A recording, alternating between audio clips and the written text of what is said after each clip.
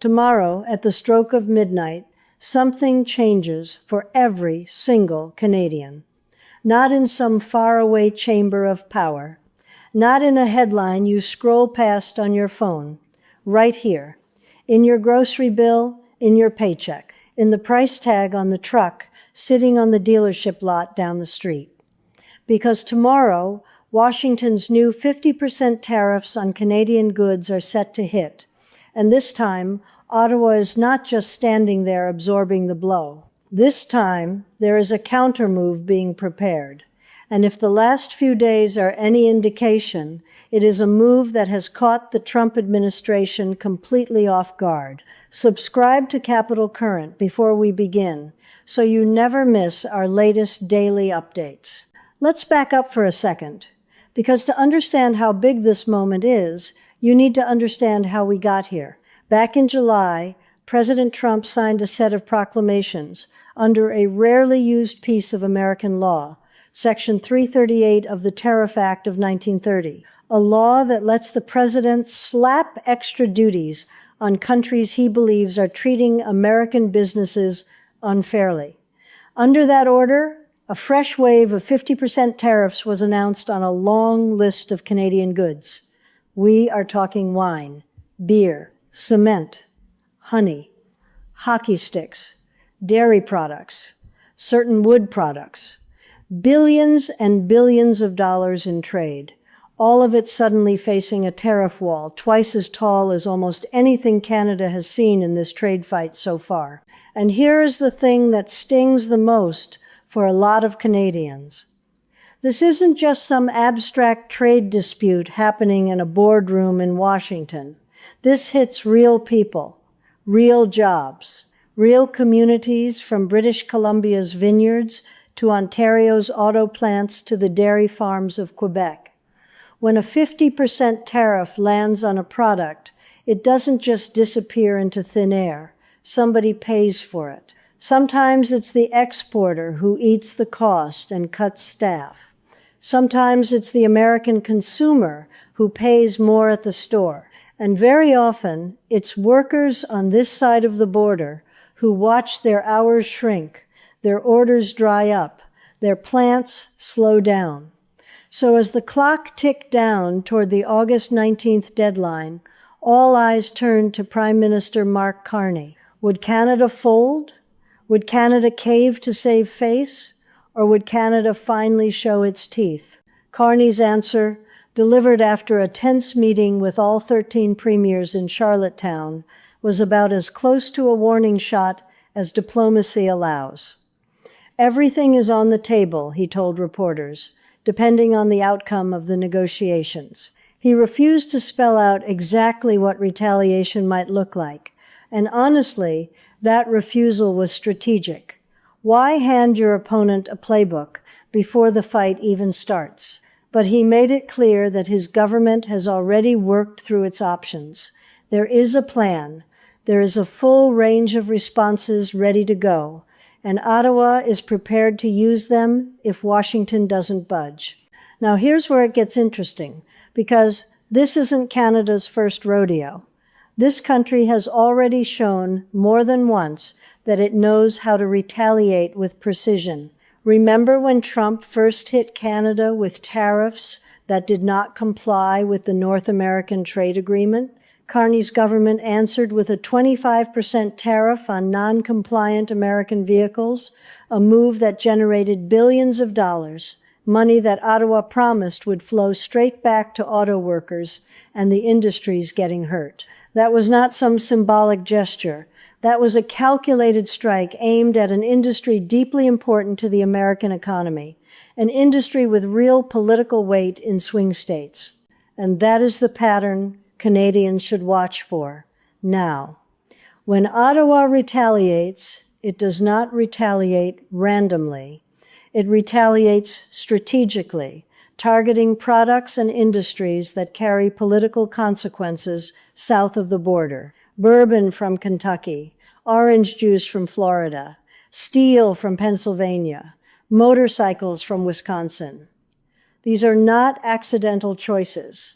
They are chosen because they land exactly where it hurts most politically, in states and industries that matter to the very administration imposing the tariffs in the first place. So, what could tomorrow's countermove actually look like? Trade experts and insiders following the negotiations point to a few likely paths. There could be new or expanded tariffs on specific American exports, chosen carefully to maximize political pressure while minimizing damage to Canadian consumers. There could be continued diversification away from reliance on the United States altogether, deepening trade relationships with Europe, with Asia, with anyone willing to buy what Canada sells without holding a tariff gun to its head. There could be targeted support for the hardest hit sectors here at home, propping up auto workers, dairy farmers, and manufacturers so they can weather the storm without permanent damage. And yes, there could be direct, dollar-for-dollar retaliatory tariffs mirroring the 50% hit with a countermeasure of Canada's own. What makes this moment especially tense is the auto sector. Negotiators have reportedly hit a wall over auto tariff rules, with Canada pushing hard to bring the rate down to around 10% or expand exemptions for American-made parts inside Canadian-built vehicles. The Trump administration, according to people close to the talks, has held firm at a minimum 15%. That gap might sound small on paper, but in an industry where vehicles cross the border multiple times during assembly, even a few percentage points can mean the difference between a plant staying open and a plant shutting down. And let's talk about energy for a second, because this is where things get politically complicated even inside Canada.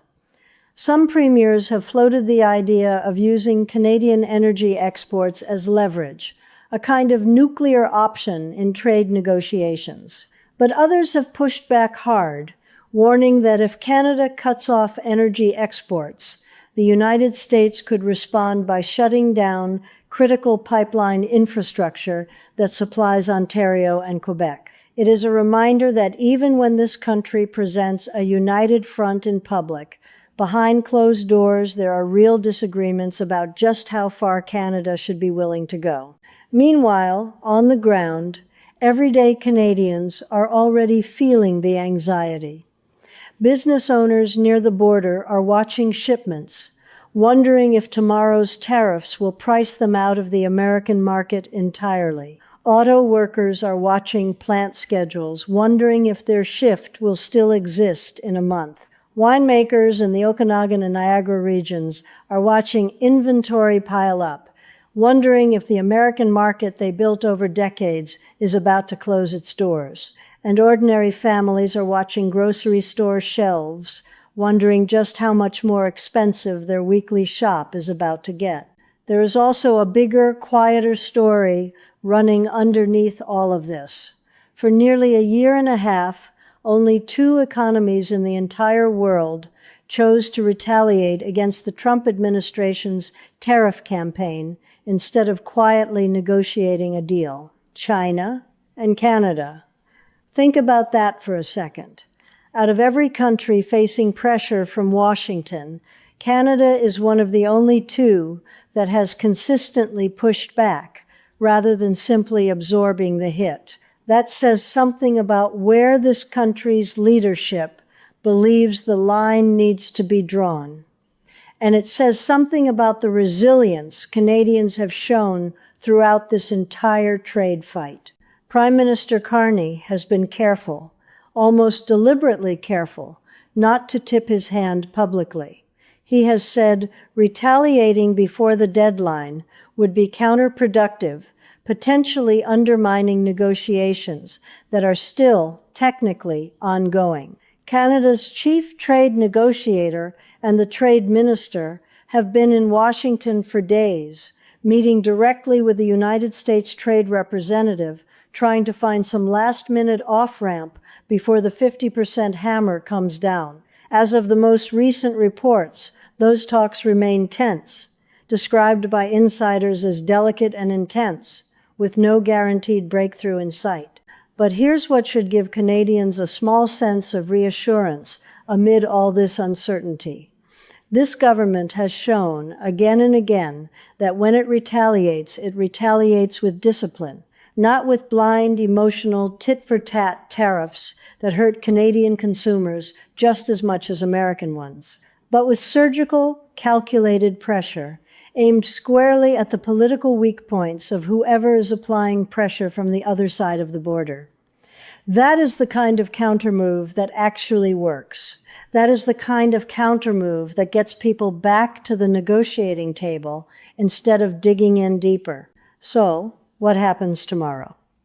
Nobody outside a small circle of negotiators knows for certain. Maybe there is a last-minute deal, one of those dramatic 11th-hour announcements that flips the entire story overnight. Maybe the deadline passes, the 50% tariffs land exactly as scheduled, and Canada responds within days with a countermeasure package designed to make Washington feel real pressure. Or maybe, and this is entirely possible given how these things have played out before, both sides find a way to keep talking even after the deadline technically passes, buying a little more time while pretending in public that the clock has already run out. What we do know is this: Canadians have been here before. This is not the first tariff deadline, and if history is any guide, it likely will not be the last. Every time Washington has raised the stakes, Ottawa has found a way to respond without losing its footing entirely. Every time American pressure has intensified, Canadian resilience has intensified right along with it. From coast to coast, provinces that do not always agree on much have found ways to present a united front when it matters most. And that, more than any single tariff number or trade statistic, might be the real story here. Not the 50% figure, not the specific list of goods caught in the crossfire, but the fact that, once again, this country is refusing to simply take the hit and stay quiet about it. Canada is preparing its answer, and by all indications, whatever that answer turns out to be, it is being built with the same careful, strategic thinking that has defined this entire exhausting chapter of the Canada-United States trade relationship. So tomorrow, watch closely. Watch the announcements coming out of Ottawa.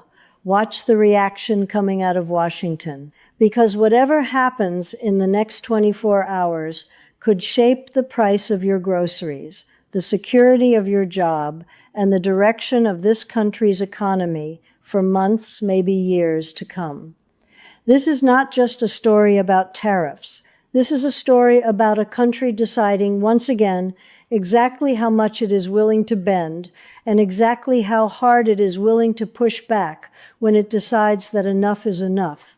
Let's talk numbers for a moment, because numbers cut through the noise better than any political speech. The goods caught in this latest round of American tariffs represent a market worth billions of dollars a year for Canadian producers. Winemakers who spent decades building relationships with American distributors, dairy farmers operating under a supply management system that has existed for generations, cement and building material companies that supply American construction corridors, hockey stick manufacturers, an industry so uniquely Canadian it feels almost symbolic that it landed on this list. Add a 50% tariff on top of existing costs, and you are not just making these products more expensive. You are potentially pricing entire Canadian industries out of their biggest export market overnight. And it is worth remembering that this dispute did not appear out of nowhere. The White House has pointed to what it calls discriminatory treatment of American businesses, citing Canada's dairy tariff rate quotas as far more restrictive than similar arrangements Canada has with other trading partners like the European Union. Washington also points to a steep decline in American alcohol exports to Canada and a drop in Canadian purchases of American-made vehicles as evidence that existing trade friction is already hurting American producers. Ottawa, for its part, has consistently rejected that characterization, insisting that its own countermeasures were introduced only in direct response to earlier American tariffs, not as some unprovoked attempt to punish American businesses.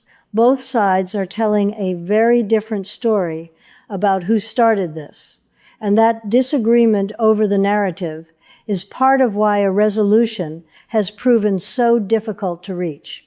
Think about what this means for an ordinary Canadian family checking prices at the grocery store next week. A bottle of wine that used to cost $20 might suddenly cost $25 or $30 once tariffs work their way through the supply chain.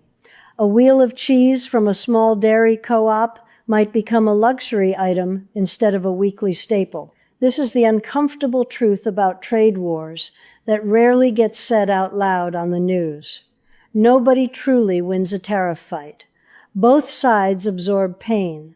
The real question is, who can absorb that pain longer, and who blinks first?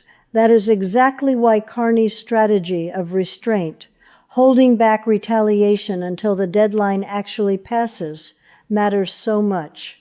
It preserves negotiating leverage.